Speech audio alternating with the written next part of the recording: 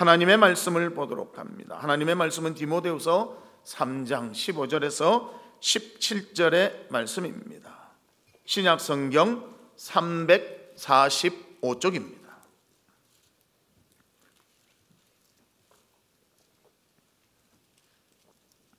디모데후서 3장 15절에서 17절의 말씀입니다.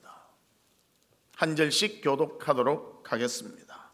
또 어려서부터 성경을 알았나니 성경은 능히 너로 하여금 그리스도 예수 안에 있는 믿음으로 말미암아 구원에 이르는 지혜가 있게 하느니라. 모든 성경은 하나님의 감동으로 된 것으로 교훈과 책망과 바르게 함과 의로 교육하기에 유익하니. 같이 보겠습니다. 이는 하나님의 사람으로 온전하게 하며 모든 선한 일을 행할 능력을 갖추게 하려 함이라. 아멘. 사랑하는 성도 여러분, 한 주간 어떻게 지내셨습니까? 우리 부흥회를 통하여 많이 은혜 받은 줄로 믿습니다. 오늘도 하나님을 찬양하는 우리의 심령에 주께서 부어주시는 큰 은혜와 기쁨이 충만하시기를 주의 이름으로 축복합니다. 우리 옆에 분들과 인사 나누는데요, 사랑이 넘치는 교회가 됩시다. 그렇게 인사 나누도록 하겠습니다. 사랑이 넘치는 교회가 됩시다.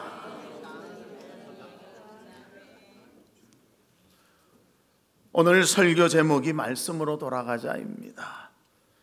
오늘은 종교개혁 기념주일로 지킵니다. 1517년 10월 31일 루터에 의해서 독일 비텐베르그 대학 교회 정문에 95개 조항의 반박문이 붙는 것으로 종교개혁이 시작이 되었습니다. 그리고 그 종교개혁도 올해로 506회를 맞이하게 되었습니다. 보통 우리 개혁하면 무언가 뜯어 고친다 생각하는데요, 우리 기독교의 개혁은 무엇인가 하면요, 말씀에서 흐트러지고 말씀에서 멀리 간 것이 있다면 말씀으로 되돌아와 하나님 말씀 가운데 가는 것이 개혁이라고 말할 수가 있습니다. 그래서 오늘 본문을 통해서 어떻게 진리의 말씀을 우리가 깨닫게 되며 또 그 진리의 말씀대로 사는 것이 무엇인가를 알아 하나님 앞에 아름다운 모습으로 영광 돌리는 우리 온 성도들 되시기를 주님의 이름으로 축복합니다. 그러면 첫 번째로 마음이 먼저 정해져야 한다는 것입니다. 마음부터 움직여야 한다는 것입니다. 루터는 95개 조항의 반박문을 붙였는데요, 그 배경이 있습니다. 당시 중세시대 여러 이유가 있겠지만 두 가지를 생각한다면 첫 번째로는 도덕적으로 너무 타락했었다는 것입니다. 중세의 교황제도 막강한 힘이 있었습니다. 왕도 폐할 수 있는 그런 힘이 있었습니다. 그러다 보니까 신부의 독신을 주장하지만요, 그들은 그들의 힘의 능력을 가지고 연인도 두고 사생아도 놓고 동성애도 하는 그런 참 타락된 도덕의 모습을 보여주고 있습니다. 그 예로 교황 율리오 2세는 밀회와 동성애를 즐겼고, 교황 그레고리 13세는 사생아를 낳았고, 교황 바오로 3세는 연인과의 관계를 유지했고, 교황 레오 10세와 율리오 3세는 동성애를 행했다. 역사가 증거하고 있습니다. 이런 것들도 루터에게 큰 자극이 되었지만요, 루터를 가장 강하게 자극한 것은 바로 베드로 대성전을 짓기 위하여 면죄부를 만드는 그것이 가장 그에게 거침돌이 되었다는 것입니다. 그래서 95개 반박항을 붙임으로 인해서요, 그것이 종교개혁의 시발점이 되어졌다는 것입니다. 또 한 가지는 사회적인 요인입니다. 십자군 사건 이후로 봉건 사회가 이제 점점 무너지고요, 이제는 사회 구조가 상업 위주의 사회로 바뀌게 되었다는 것입니다. 그래서 위에 군림하던 것이요, 이제는 그것이 아니라 많은 사람들이 나누게 되고요, 또 물질이 더 중심을 차지하는 그런 모습이 되어졌다는 것입니다. 농경사회에서 상업사회로 옮겨지게 되면서 또 사회의 구조가 변화되게 되었습니다. 그래서 교황이 힘을 갖던 그런 사회가요, 이제는 그런 상업사회로 인해서 나라가 힘을 갖게 됩니다. 그래서 프랑스, 스페인 이런 데는요, 이제는 교황을 물리치고 그들이 무엇을 세울 수 있는 그런 힘을 갖게 되었다는 것입니다. 그래서 교회도 국가의 지배하에 들어가게 되었고요. 특별히 교황청, 아비뇽 누스라고 해서 교황이 황제에게 무릎을 꿇는 그런 사건이 일어남으로 인해서 이제는 교황권이 몰락을 하며 그들을 개혁할 수 있는 분위기가 형성되었다는 것입니다. 특별히 레오 10세 교황은요, 너무 사치와 또 도덕적인 문란으로 인해서 개혁을 더욱더 앞당기게 되는 그런 결과도 가져오게 되었다는 것입니다. 우리도 마찬가지입니다. 하나님 앞에서요, 도덕적으로 바르지 못할 때 하나님이 그냥 두시지를 않습니다. 그리고 사회적인 흐름의 모습에서요, 우리가 무엇을 정말 지키며 살아야 될까, 그것이 분명해야 한다는 것입니다. 그래서 가장 종교개혁에 중요한 것은 바로 성경으로 돌아가자는 것입니다. 성경에서 멀리 갔을 때 되돌아와야 되고요, 성경을 지키지 않을 때 회개하고 돌아와야 한다는 것입니다. 이것이 우리에게 주어진 종교개혁이라는 것입니다. 그렇다면 우리 사랑하는 성도 여러분, 정말 하나님의 말씀을 진리로 믿고 그 말씀을 순종하며 살아가고 계십니까? 그래서 성경은 우리에게 이렇게 살아라고 말해줍니다. 그래서 두 가지 여러분 꼭 기억하시기 바랍니다. 제가 나중에 길에서 우리 성도님 만나면 물어볼 거예요. 내가 기억하라는 두 가지 뭐죠? 하면 말씀하셔야 됩니다. 너무 어려운 거 아닙니다. 첫 번째, 하나님 중심주의라는 것입니다. 따라합시다. 하나님 중심. 하나님 중심주의가 되어야 됩니다. 무엇을 하든지 하나님이 최우선이 되고요, 하나님의 말씀이 중심이 되고요, 하나님의 뜻이 우리 삶의 가장 중심에 자리 잡아야 한다는 것입니다. 이사야 44장 6절에 보면 이렇게 말합니다. 이스라엘의 왕인 여호와, 이스라엘의 구원자인 만군의 여호와가 이같이 말하노라. 나는 처음이요 나는 마지막이라. 나 외에 다른 신이 없느니라. 오직 유일신 하나님밖에 없고요, 처음과 나중에 하나님이십니다. 우리의 삶의 처음과 끝을 다스리시고 우리의 모든 것을 주관하신 분이 하나님이시라는 것입니다. 그래서 우리가 세상에 살아갈 때, 또 무엇을 할 때 하나님은 무엇을 원하실까, 어떻게 하면 하나님이 기뻐하실까, 항상 머리에 두고 내 삶의 중심이 되어야 한다는 것입니다. 하나님 중심주의 결코 잊어서는 안 된다는 것입니다. 이것이 성경으로 돌아가는 우리의 모습이라는 것입니다. 또 야고보서 1장 17절에 보면 온갖 좋은 은사와 온전한 선물이 다 위로부터 빛들의 아버지께로부터 내려오나니 그는 변함도 없으시고 회전하는 그림자도 없으시니라. 하나님은 변하지 않으신다는 거예요. 처음부터 끝까지 동일하시다는 것입니다. 사람들은 변하지 않습니다. 모습도 변하고요, 마음도 변하고, 그러나 하나님은 동일하시다는, 변화가 없으시다는 것입니다. 그 하나님 중심의 삶을 살아갈 때 우리는 흔들리지 아니하고 믿음 가운데 바른 삶을 살아갈 수가 있는 것입니다. 그리고 두 번째는 무엇인가 하면 하나님을 경외해야 하는 것입니다. 우리 따라합시다. 하나님 경외. 하나님 경외하며 살아야 돼요. 이 경외라는 말은 무엇인가 하면요, 너무 존중이 여기고 너무 귀히 여기다 보니까요, 그 앞에서 우리가 긴장할 수밖에 없고요, 두려워할 수밖에 없다는 것입니다. 저도 그런 기억이 있습니다. 어릴 때요, 참 높은 분을 만나야 되는데 만나려고 하니까 가슴이 얼마나 떨리는지 죽을 뻔했어요. 그래도 산 거 보면 하나님의 은혜입니다. 그래서 심장이요 진짜 툭툭 일어나오더라고. 여러분 그런 적 없습니까? 목사님 만날 때 그렇습니까? 안 그렇죠. 목사님 만날 때는 편한 것 같아요.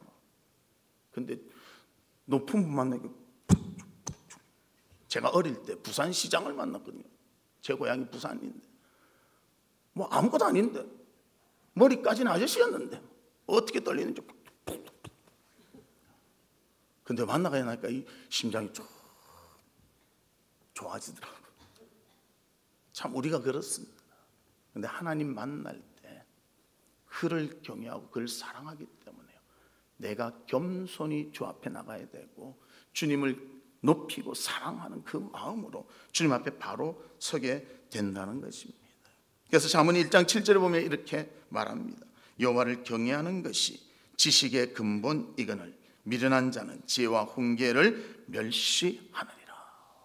하나님의 권위를 인정하고 하나님 앞에 두려울 정도로 내가 바로 서니까 우리 삶을 하나님이 지켜주시고 함께해 주신다는 것입니다. 여러분, 두 가지 잊지 마십시오. 첫 번째는 뭐라고요? 우리의 마음, 하나님의 중심과 또 하나님을 경외하는 이 두 가지 꼭 기억하며 살아가는, 언제나 잊지 아니하고 언제나 이것이 중심이 돼서 살아가는 우리 성도들 되시기를 주의 이름으로 축복합니다. 그래서 시편 57편 7절에 보면 이렇게 말합니다. 하나님이여, 내 마음이 확정되었고 내 마음이 확정되었사오니 내가 노래하고 내가 찬송하리이다. 내 마음을 정했는데 하나님 중심으로 살고 하나님 경외하며 살기 때문에 내 입술을 통해서 주님을 찬양하며 기뻐하는 이 노래가 나오게 되어 있습니다. 그렇게 고백하고 있다는 것입니다. 여러분, 평생 동안 하나님 중심, 하나님 경외하는 거 잊지 않고 살아가는 우리 성도들 되시기를 주의 이름으로 축복합니다. 두 번째로는 진리에 순복해야 한다는 것입니다. 오늘 본문 16절에 보면 이렇게 말합니다. 모든 성경은 하나님의 감동으로 된 것으로 교훈과 책망과 바르게 함과 의로 교육하기에 유익하니, 그렇게 말합니다. 성경은요, 하나님의 감동으로 되어졌다는 것입니다. 그래서 우리에게 유익을 주는데 어떤 유익을 주는가? 교훈, 책망, 바르게 함, 의로 교육하기에 유익한 교훈을 준다는 것입니다. 그러면 그 첫 번째 교훈은 무엇을 말하는가? 하나님의 진리의 말씀이 무엇인가를 깨닫게 하는 것입니다. 그래서 하나님에 대한 지식을 알게 하는 것이 교훈한다는 것입니다. 구원이 무엇인가? 죄가 무엇인가? 대속이 무엇인가? 하나님의 사랑이 무엇인가? 천국과 지옥은 무엇이며 영생은 무엇인가? 이러한 것들을 깨닫게 한다는 거예요. 그래서 우리는 하나님을 아는 만큼 알게 되는 것입니다. 깨닫고 행하게 되는 것입니다. 우리 교회 어르신을 만났는데요, 저한테 그러시는 거예요. 아유, 목사님, 제가요 이제 나이가 많다 보니 80이 넘으셨어요. 거의 90 가까이 되죠. 한 번씩 깜빡깜빡합니다. 저희 집이 어딘지 깜빡해버렸어요. 그런데 식자재 마트, 거기는 생각나서 우리 집이 그 근처인데 식자재 마트 어디요? 해가지고 집을 찾아갔습니다. 그러는 거예요. 식자재 마트 몰랐으면 어떻게 됐을까요? 지금도 집 찾고 계셨을 거야. 그런데 식자재 마트가 생각나니까요, 집을 찾을 수 있었다는 거예요. 하나님 말씀을 깨닫고 진리로 믿으며 살 때 우리는 바른 길을 갈 수가 있는 것입니다. 책망은 무엇입니까? 이 책망은 깨닫게 한다는 법정 용어에서 나왔는데요, 유죄를 판결하는 것을 말합니다. 그리스도인이 잘못된 것에 가지 않도록 하는 것입니다. 즉 이단을 따르지 않게 하는 것이고요, 잘못된 것에서 벗어나도록 교정해서 하나님 앞에 바로 서도록 하는 것이 바로 책망이라는 것을 말해주고 있습니다. 그래서 이웃에 대해서 거짓 증거해서는 안 된다, 도둑질해서는 안 된다, 살인해서 안 된다, 간음해서는 안 된다, 부모에게 불효해서는 안 된다, 이러한 것들 말씀을 통해서 깨닫게 하신다는 것입니다. 그래서 우리가 해야 할 것 하고요, 막을 것 막게 되는 거예요. 아무거나 하는 것이 아니라는 거죠. 하나님에 대한 분명한 기준이 있고요, 그 기준 따라서 우리의 신앙생활을 해 나가게 되는 것입니다. 바르게 함은 무엇입니까? 추를 바로 세운다는 뜻입니다. 즉 무엇이 맞는 것인지 알려주셨어요. 우리의 삶이 바르게 살아갈 수 있도록 만들어 준다는 것입니다. 그래서 우리는 악이 무엇인 줄 알고요, 악은 피할 줄 아는 자가 되어야 하는 것입니다. 그리고 의로 교육하면 무엇입니까? 어린 아이에게 가르쳐서 훈련시킨다는 것입니다. 우리 어린 아이들요, 밥 먹는데도 이거 훈련 많이 해야 돼요. 가다가 이거 중간에 엄청 흘립니다. 길지도 않은데요, 우리 어른들은 밥 먹으면서 흘린 사람 없잖아요. 맞아, 나이 먹으니까 또 좀 흘리대요. 옛날에는요, 저는 밥 아무리 먹어도 넥타이에 뭐 묻은 적이 한 번도 없습니다. 그런데 50살 지나니까요, 하나씩 묻더라고요. 그래서 음식점 가면 그거 앞치마하고 제가 먹습니다. 안 묻히려고 하는데 어느새 묻혀 있는 거예요. 어린아이들이요, 이거 1m도 안 되잖아요. 밥 먹는데요, 오면서 다 흘려. 예. 그런데 훈련되면요, 하나도 안 흘리고 잘 먹게 된다는 것입니다. 마찬가지로 의로 교육하면요, 하나님의 뜻대로 살도록 우리를 삶 가운데서 말씀이 이끌어 주셔서 진리 가운데 아름다운 믿음의 삶을 살도록 우리를 도와주시고 인도해 주시는 것입니다. 그래서 우리가 진리를 알고 비진리가 무엇인지 깨닫고 비진리의 삶을 우리가 거부하며 진리의 삶을 살아갈 수 있도록, 진리에 순복하도록 하나님이 우리를 지켜보아여 주신다는 것입니다. 그러면 이 순종은 그냥 가만히 있으면 자동적으로 되는가? 아닙니다. 하나님의 말씀에 순종하는 삶은 깊은 헌신으로부터 시작되어진다는 것입니다. 그래서 헌신하면 하나님 말씀대로 살려고 수고할 때 되어진다는 것입니다. 자기 백성을 위한 하나님의 계획 두 가지가 있습니다. 하나는요, 순종의 삶을 살게 하는 것이고요, 또 하나는 예수님을 닮아 살도록 하는 것입니다. 그래서 우리는 순종하면서 누구를 닮아야 돼요? 예수님을 닮아야 돼요. 내가 순종했다는데 예수님 안 닮고 반대로 가면요, 잘못 순종한 거예요. 그래서 순종하면서 내 모습이 주님을 닮아가는가 항상 살펴야 한다는 것입니다. 예수님도 유월절이 가까워질 때 군중들에게 말씀을 전하고 있었습니다. 많은 군중들이 있었습니다. 점심때가 됐는데 먹을 거가 없는 거예요. 그때 예수님께서 뭐라고 제자들에게 말씀하셨습니까? 저 많은 군중들에게 먹을 것을 주라. 그러니까 계산 잘하는 빌립이 탁 나타납니다.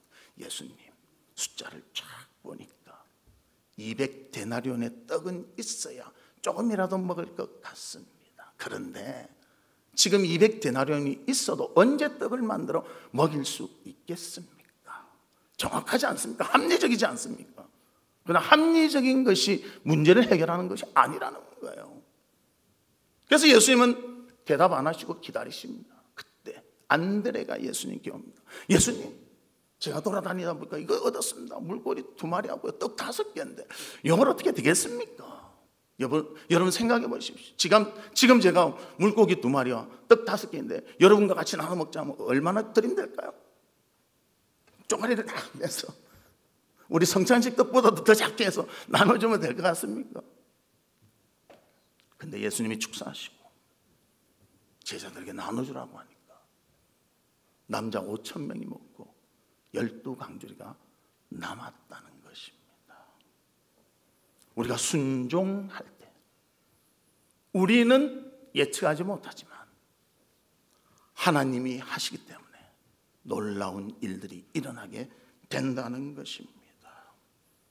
사랑하는 성도 여러분, 주의 말씀이라면 온전히 순종할 수 있는, 진리를 따르고 비진리는 멈추고 진리 안에서 자유함을 얻는 우리 성도들 되시기를 주님의 이름으로 축복합니다. 세 번째로는 삶에서 나타나야 한다는 것입니다. 본문 17절에 보면 이는 하나님의 사람으로 온전하게 하며 모든 선한 일을 행할 능력을 갖추게 하려 함이라, 그렇게 말씀하십니다. 예수님의 제자들에 대한 최종 원하신 것은 무엇이었는가? 그들의 삶 가운데 신앙의 삶으로 살아가는 모습이 분명히 나타나기를 원하셨다는 것입니다. 오늘 본문에도 디모데 후서 아닙니까? 디모데는 어떤 사람이었는가? 외조모 로이스와 어머니 유니게를 통해서 말씀을 배웠습니다. 그 말씀이 그에게 힘이 되었고요, 그 말씀을 실천하는 삶이 신앙의 능력이 되었다는 것입니다. 그다가 사도 바울을 만나니 사도 바울이 진리를 알려주니까요, 더욱더 믿음에 굳게 설 수가 있었다는 것입니다. 그래서 그 말씀이 확신으로 그에게 다가왔고요, 배우기를 힘썼고 그것을 자기 것으로 받아들이며 의지를 가지고 그것을 실천하는 그런 삶을 살 수가 있었다는 것입니다. 우리도 마찬가지로 하나님의 말씀을 깨닫고 내 것으로 삼으며 의지를 가지고 실천하여 하나님을 기쁘시게 하는 우리 성도들 되시기를 주의 이름으로 축복합니다. 참 아름답고 쾌활한 교양 있는 여성이 있었습니다. 구세군의 창설자인 딸 미리암 무스가 그 여인입니다.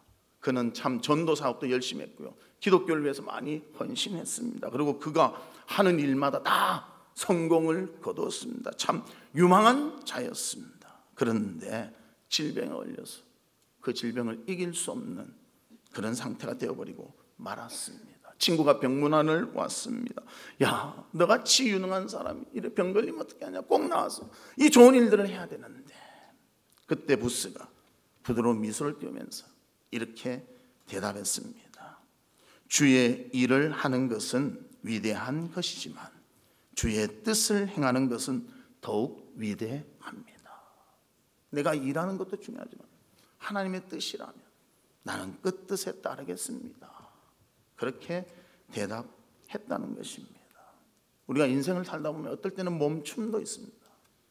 멈출 때요, 주님이 무엇을 원하시는가, 주님이 기뻐한 것이 무엇인가를 보고 멈출 수 있는 우리가 되시기를 주의 이름으로 축복합니다. 빨리 한다고 일을 이룬다고 이것이 최선은 아니라는 것입니다. 하나님이 원하시는 것을, 하나님의 속도라는 것을 하나님은 기뻐하신다는 것입니다. 왜냐하면 하나님은 그의 뜻대로 모든 것을 다스리시며 약속하신 대로 미쁘신 하나님이시기 때문입니다. 우리에게 약속하신 것은 분명히 이루시는 그런 하나님이십니다. 그 하나님을 의지하며 모든 것을 감당하는 우리 성도들 되시기를 주의 이름으로 축복합니다. 로마서 10장 2절과 3절에 보면 이렇게 말합니다. 내가 증언하노니 그들이 하나님께 열심히 있으나 올바른 지식을 따른 것이 아니니라. 하나님의 의를 모르고 자기의 의를 세우려고 힘써 하나님의 의에 복종하지 아니하였느니라. 그렇게 말합니다. 무조건 열심히 하는 것이 좋은 게 아니에요. 내 뜻대로 열심히 하면 하나님은 기뻐하지 않습니다. 하나님의 뜻대로 순종하며 해야 하는 것입니다. 그래서 힘들죠. 그래서 어렵죠. 내 뜻대로 하면 내 좋은 대로 하면 되잖아요. 근데 내 뜻이 아니니까 어쩔 수 없이 순종해야 될 때가 있지 않습니까? 아브라함의 경우 보십시오. 아들을 바치라. 자기 뜻이었겠습니까? 아닙니다. 그리고 그 순종하는 것이 쉬웠겠어요? 너무너무 힘들죠. 그러나 주의 뜻에 순종했습니다. 그때 하나님께서 기뻐하셨다는 것입니다. 우리에게도 하나님이 요구하실 수 있어요. 내 뜻이 이것이다. 너가 좋아하는 것이지만 이것을 하라. 그러면 따라야 되지 않겠습니까? 그 따름이 하나님 앞에서 아름다운 헌신의 모습이 되어진다는 것입니다. 그래서 무엇을 일을 이룬다는 것이 중요한 것이 아니라 하나님의 뜻을 행하는 것이 중요하다는 것. 결코 잊지 말고 그것을 잘 감당하는 우리가 되시기를 바랍니다. 성경에도 보면요, 자기 뜻대로 행해서 멸망한 사람이 있습니다. 우리가 이스라엘 나라가 둘로 나뉘어졌을 때 남유다와 북이스라엘로 나뉘어졌습니다. 이 북이스라엘의 7번째 왕이 누군가 하면 아합이라는 왕입니다. 이 아합 왕은요, 원래 자기도 좀 악했지만요, 부인을 만나 더 악해져 버린 그런 왕이었습니다. 그래서 그가 원하는 거 다 하고 싶은 거예요. 그래서 그의 일화 중에 하나가 뭔가 하면 포도원이 있는데요, 너무너무 그것이 갖고 싶은 거예요. 그 주인이 나봇이라는 사람인데 나봇에게 내가 딴 거 줄 테니까 너 내하고 좀 바꿔치기 하자. 내 그 포도원 꼭 갖고 싶다. 그때 나봇이 뭐라고 말하는가? 열왕기상 21장 3절에 나봇이 아합에게 말하되 내 조상의 유산을 왕에게 주기를 여호와께서 금하실지로다 하니. 이 말이 뭔가 하면요, 이 땅은 내 조상이 주신 땅입니다. 이스라엘은 법칙이 있어요. 땅을 자기 지파 안에서만 왔다 갔다 하지 지파 외로 갈 수가 없어요. 그래서 지파 자기 아버지에게 받은 것이겠는데 끝까지 지켜야 되는데 왜 하나님의 법이 있는데 왕이 그것을 깨려고 하십니까? 아합이요, 그 소리 듣고 병져 누웠습니다. 저걸 못 빼앗다니, 내가 왕인데. 그때 그 아내를 통해서요, 불량자들 시켜 나봇을 죽였습니다. 죽이고 빼앗았다는 거예요. 내가 너무 갖고 싶다고요. 하나님 뜻을 어긴 것입니다. 그러니 그들에 대한 결말이 어떻게 나는가 성경을 통해서 말해주고 있습니다. 그래서 열왕기상 21장 19절에 보면요, 엘리야를 통해서 예언이 됩니다. 여호와의 말씀이 개들이 나봇의 피를 핥은 곳에서 개들이 내 피 곧 내 몸의 피도 핥으리라 하였다 하라. 그래서 아합 죽었어요. 개들이 그곳에서 피를 핥게 되다.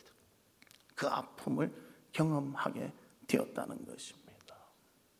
사랑하는 성도 여러분, 가장 중요한 것은요, 말씀으로 돌아오는 것입니다. 말씀으로 돌아온 것은 하나님 중심의 삶을 살고 하나님 경외의 삶을 살아가는 것입니다. 그리고 주의 말씀이 주어지면 그 말씀을 따르는 거예요. 진리는 진리대로 따르고 비진리는 비진리임으로 우리가 거부하면서 살아가는 것입니다. 그리고 내 삶에서 그 말씀에 대한 순종의 모습이 나타나야 한다는 것입니다. 사랑하는 성도 여러분, 오늘 말씀 가운데 우리가 깨달은 바를 내 삶 속에서 실천하며 살아감으로 하나님께 영광 돌리는 모두가 되시기를 주의 이름으로 축복합니다. 종교개혁주의, 무엇을 개혁할 것인가? 말씀으로 돌아와야 됩니다. 말씀이 중심이 되어야 됩니다. 하나님이 중심이 되어야 됩니다. 하나님을 경외해야 됩니다. 진정 하나님 앞에서 아름다운 신앙의 모습으로 영광 돌리는 우리 온 성도들 되시기를 주의 이름으로 축복합니다. 우리 이 시간 다 같이 기도하는데요, 하나님 아버지, 하나님 중심의 삶을 살게 해 주시옵소서. 주님을 경외하며 살게 해 주시옵소서. 진리를 깨닫고 진리를 따르며 비진리를 멀리할 수 있는 지혜로운 자가 되게 하여 주시고 삶에서 하나님의 영광 돌리는 삶이 나타나도록 인도해 주시옵소서. 우리 다 같이 통성으로 기도하도록 하겠습니다. 하나님 아버지, 주님의 은혜와 사랑을 감사합니다. 진정 주님 앞에 말씀으로 돌아오기 위해서라면 마음이 먼저 가야 되는데 하나님 중심주의, 하나님 경외하는 삶을 사는 우리가 되게 하여 주시옵소서. 이 세상에는 진리도 있고 비진리도 있습니다. 구별하게 하여 주시고 진리를 따르게 하여 주시며 비진리는 내려놓을 수 있도록 하여 주시옵소서. 아버지 하나님, 그리하여서 내 중심의 삶이 아니라 하나님 중심의 삶을 살아가는 저희들 되게 하여 주시고 우리의 삶 속에서 주님 섬기며 주님 영광 돌리는 귀한 삶이 있도록 나타날 수 있도록 은혜 베풀어 주시옵소서. 하나님 말씀 가운데 가며 하나님 중심, 하나님 경외하며 살기를 원합니다. 아버지 하나님, 진리가 무엇인지 깨닫고 진리의 삶을 살아가며 비진리를 멀리할 수 있는 저희들이 되게 하여 주시고 아버지, 우리의 삶을 통하여 하나님의 영광이 드러나도록 인도해 주시옵소서. 예수 그리스도의 이름으로 기도하옵나이다. 아멘.